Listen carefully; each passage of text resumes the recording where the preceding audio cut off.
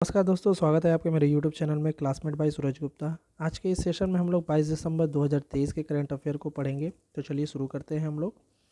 पहला क्वेश्चन आपके स्क्रीन पर है, बोल रहा है विच मिनिस्ट्री, कौन से मिनिस्ट्री ने अभी हाल फिलहाल में national geo science data repository portal को लॉन्च किया है। यहाँ पर आपके सामने चार ऑप्शन है, A, B, C, D। तो इसका जो सही उत्तर होगा वो होगा option number C, ministry of mines ने। National geo science data repository एक पोर्टल है जिसे ऑल ओवर इंडिया में इसके इन्फॉर्मेशन को हम लोग कहीं से भी एक्सेस कर पाएंगे। ठीक है। National geo science data repository portal को कौन नेतृत्व में लेगा अपने अंडर में, वो दो संस्था है। एक है geological survey of India plus BSAG N। ये दो संस्था जो है इनके नेतृत्व में ये वाला NGDRP जो मिनिस्ट्री ने लॉन्च किया है पोर्टल को, ये इसके अंतर्गत कार्य करेगा। अब आप देखिएगा यहाँ पर GSI और BSAG N क्या है। तो यहाँ पर मैं फुल फॉर्म बता दूँ। GSI मतलब होता है geological survey of India, okay. और BSAG N मतलब होता है Bhaskar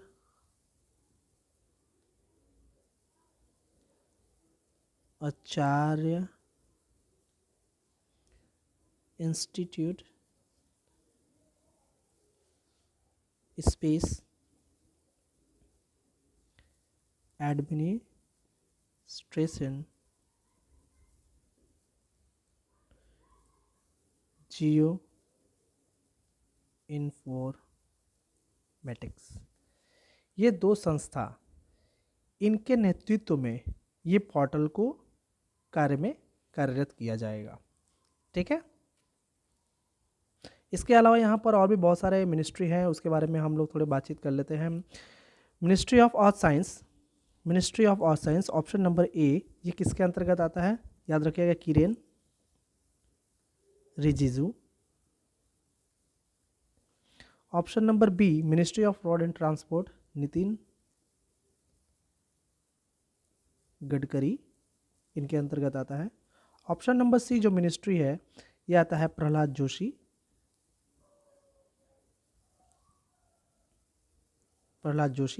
option number D, ministry of rural development, ये आता है आपका गिरिराज सिंह।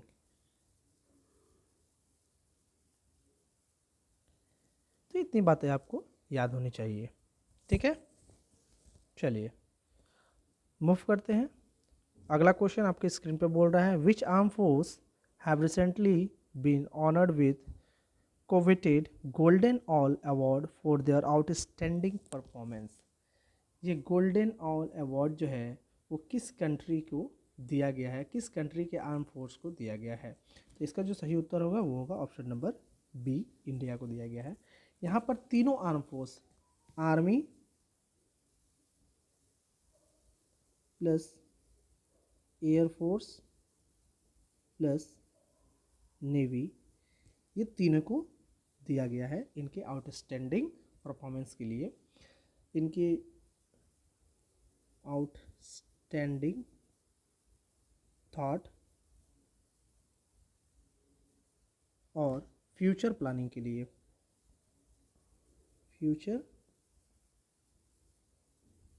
लिए, इन डिफेंस। ठीक है।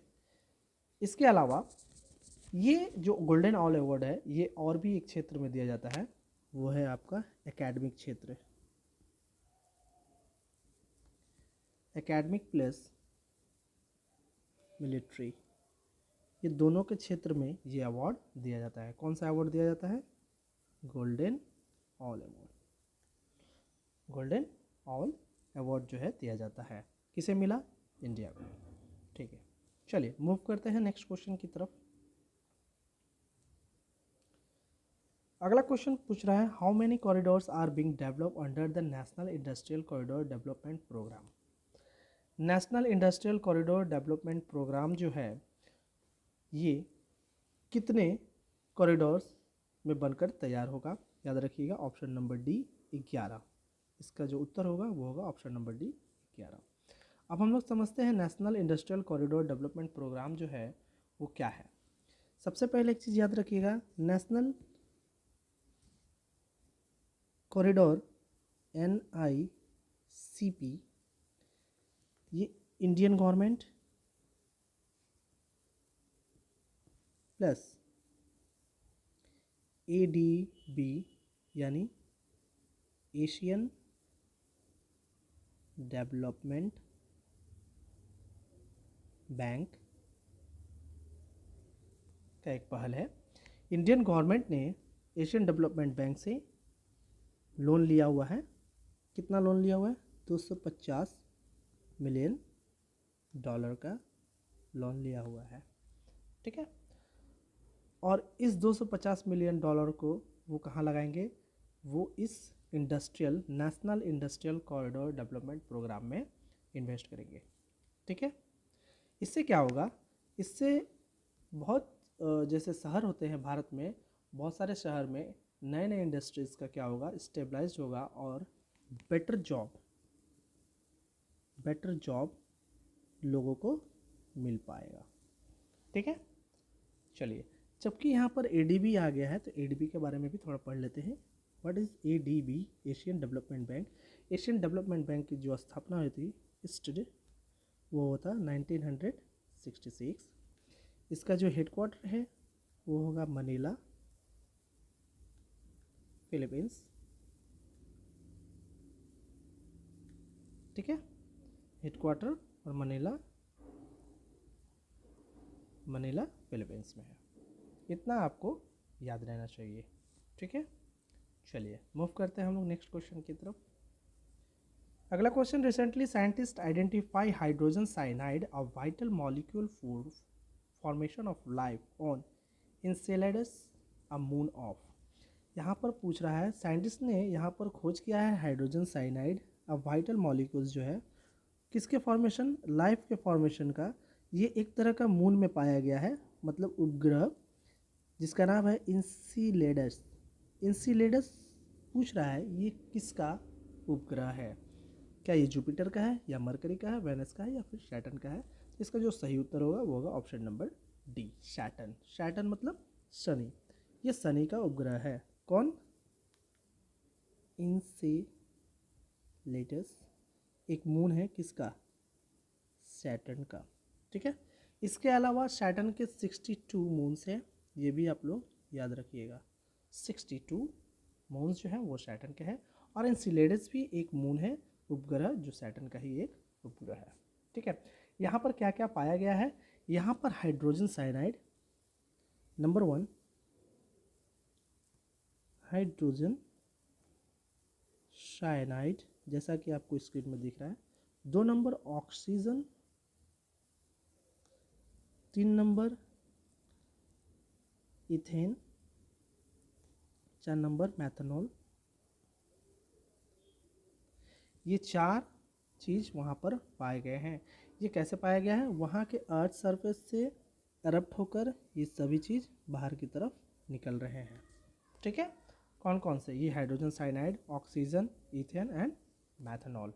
इसके अलावा सैटर्न के टोटल कितने मून्स है? सैटर्न के टोटल 62 मून्स है, जिनमें से इंसिलेडस एक मून है जहाँ से ये सारे चीज़ पाए गए हैं, ठीक है। चलिए मूव करते हैं नेक्स्ट क्वेश्चन की तरफ। अगला question, which state is home to Kakra atomic power project that recently achieve critical significance and onset of a control fission chain reaction. जिन्होंने ये काकरा एटॉमिक पावर प्रोजेक्ट पूछ रहा है कौन से स्टेट में है, ठीक है। तो सबसे पहले देख लेते हैं कि ये कौन से स्टेट में है काकरा एटॉमिक पावर प्रोजेक्ट। ये होगा ऑप्शन नंबर डी, गुजरात में। सबसे पहले इसका जो आंसर होगा वो होगा गुजरात। ये क्या बोल रहा है क्वेश्चन बोल रहा है कि काकरापारा एटॉमिक पावर प्रोजेक्ट ने अभी हाल फिलहाल में न्यूक्लियर फिजन के महत्वपूर्ण भूमिका के ऊपर सफलता प्राप्त की है, ठीक है। और ये पूछ रहा है कि काकरापारा एटॉमिक पावर प्रोजेक्ट कहाँ पर है? तो गुजरात में है, ठीक है। चलिए अगला question, which union minister inaugurated 2 day tribal centric programme Aadi lecture. ये आदि लेक्चर 2 दिन का प्रोग्राम है, ट्राइबल सेंट्रिक प्रोग्राम, ठीक है, याद रखिएगा ट्राइबल सेंट्रिक प्रोग्राम जिसे आदि लेक्चर कहा गया है, किसने लॉन्च किया है? तो इसे लॉन्च किया है ऑप्शन नंबर सी, अर्जुन मुंडा जी ने, क्योंकि ये एक ट्राइबल अफेयर मिनिस्टर है। ट्राइबल अफेयर के साथ साथ ये और भी मैं बता देता हूँ। सबसे पहले ऑप्शन नंबर ए से स्टार्ट करते हैं, Nirmala Sitharaman.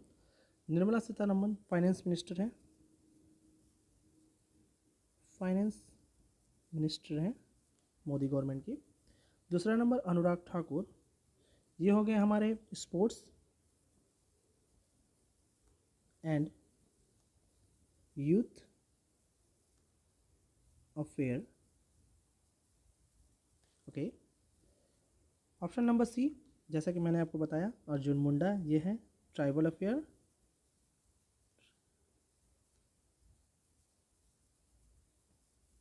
And agriculture welfare के मिनिस्टर हैं। स्मृति ईरानी तो आप जानते ही हैं, चाइल्ड एंड विमेन इनके अंतर्गत आता है, ठीक है। Tribal centric programme Aadi lecture ये है क्या, इसको हम लोग समझ लेते हैं। आदि लेक्चर, इसमें कहा गया है कि हम लोग क्या करेंगे, ट्राइबल के जो फेस्टिवल्स होते हैं उसे हम लोग समझेंगे, उनके लाइफ स्टाइल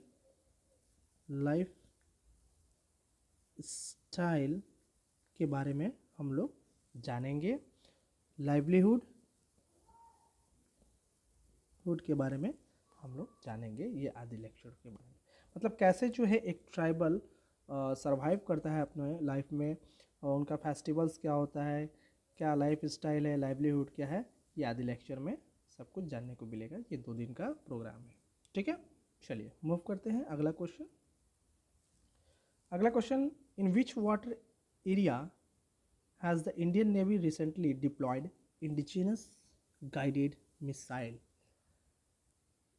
मैप में आपको अच्छी तरह से दिख गया होगा, बोलने की ज़रूरत नहीं है, फिर भी ये मेरा काम है।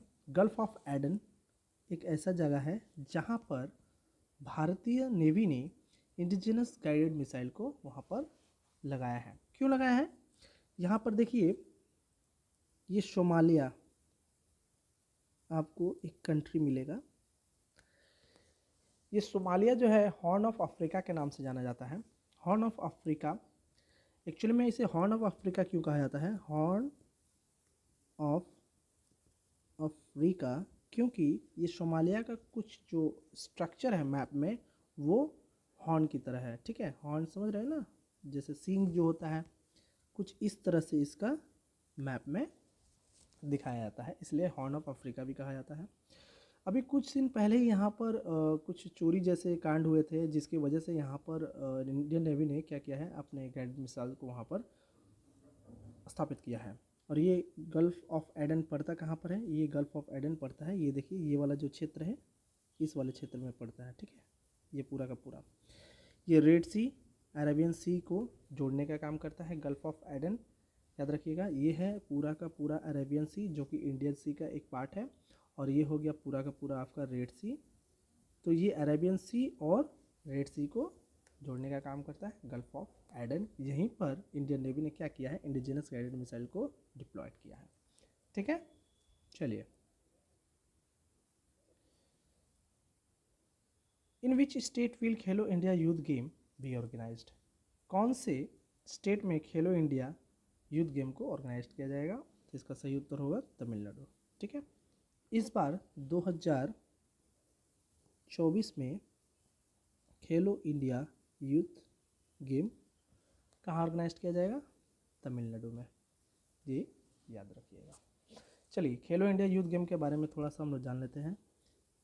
स्टार्टिंग ईयर कब से शुरू हुआ था, 2018, ठीक है। लास्ट ईयर हुआ था 2023 में, अब जो होने जाएगा वो होगा 2024 में, ठीक है। और इसका अगर हेडक्वार्टर पूछ लिया जाए, हेडक्वार्टर न्यू दिल्ली होगा।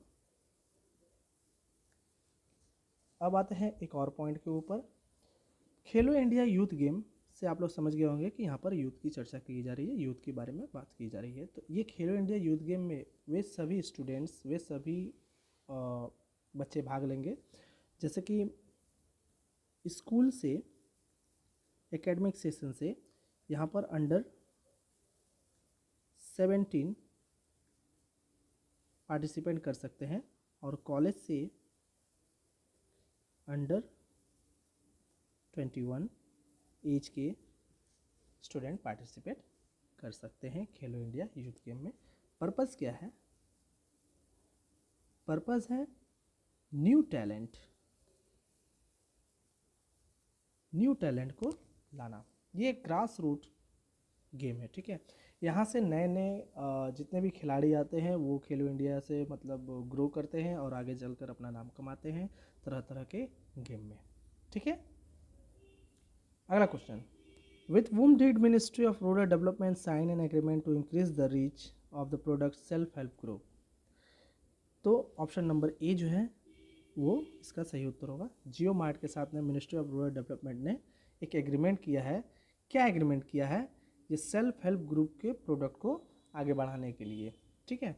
सेल्फ हेल्प ग्रुप के प्रोडक्ट को हम लोग आगे बढ़ाएंगे, हेल्प करेंगे। सेल्फ हेल्प ग्रुप होता क्या है, सबसे पहले हम लोग ये समझ लेते हैं। सेल्फ हेल्प ग्रुप ये एक किसी गांव में होता है, जैसे कि बहुत सारे महिलाएं या फिर मेल या फीमेल मिलकर 15 से 20 लोगों का ग्रुप होता है इसमें, ठीक है। 15 से 20 लोगों का ग्रुप होता है।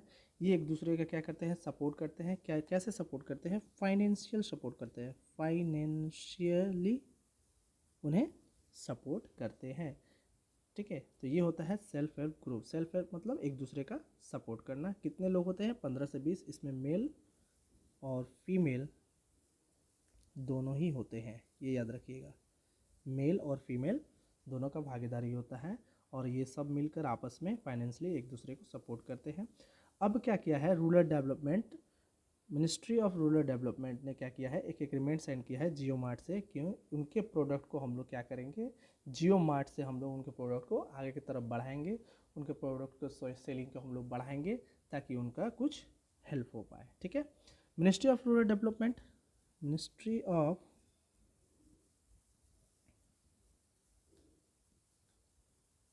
रूरल, ये किसके अंतर्गत में आता है?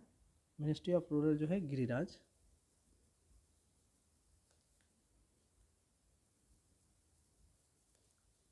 सिंह के अंतर्गत में आता है, ठीक है। चलिए मूव करते हैं हम लोग नेक्स्ट क्वेश्चन की तरफ। Who was recently awarded FIH player of the year award? Federation of international hockey क्या अवार्ड किसे मिला है? याद रखिएगा, हार्दिक सिंह को मिला है। देखिए ये एब्रीविएशन होता है FIH, लेकिन जब इसे हम लोग ब्रॉड में करके लिखेंगे तो लिखेंगे इंटरनेशनल हॉकी